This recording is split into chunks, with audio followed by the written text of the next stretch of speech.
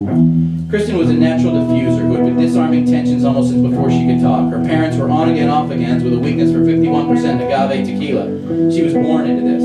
She positioned herself exactly between the two of us and bifurcated her glances and smiles like a parent doling out exactly equal amounts of love to her children. She told me there was a young Jane Doe in the corner who had just arrived. We're interviewing people who were in town last night. Mind if I ask you a few questions, Mr. Brodsky? Snarled Detective Ross. Where were you last night?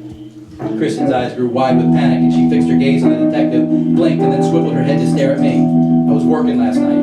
You can pick up a copy of Kristen's paper and see the strip ad. Why don't you come over here so I can take a full statement from you? No problem, officer. I'd be happy to tell you in great detail about how I spent my evening. Kristen's blue eyes deepened and showed panic. I leaned down and gave her a quick tug of the I leaned down and touched her ass briefly, and I followed the detective over to a small black Pontiac Vibe. Ross reached into the open passenger side window and retrieved a notebook and a Camel light.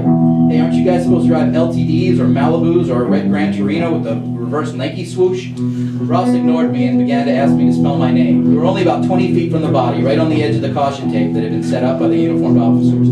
The coroner, a pudging, baldy man in baggy jeans and a short-sleeved dress, was squatting over the body. He was using a pencil or something to point out stuff and speak into a recorder, just like they do on TV. Then abruptly, he put a latex finger into a tress of the victim's hair, coiled it like spaghetti on a fork, and jerked the head away from the ground, bringing the mass of dried blood and grass up with it. There was caked blood and matted hair on one of the cheeks.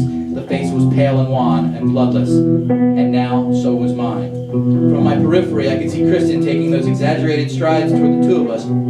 She bore a look of a determined diffuser. I interrupted Detective Ross. You say this is a Jane Doe? Without waiting for a response, I continued. Kristen had just arrived by the Pontiac by the yellow tape in time to hear me say, yeah. Her name's Amy.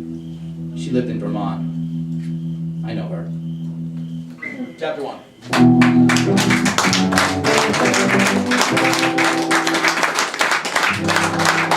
Thank you very much for indulging me.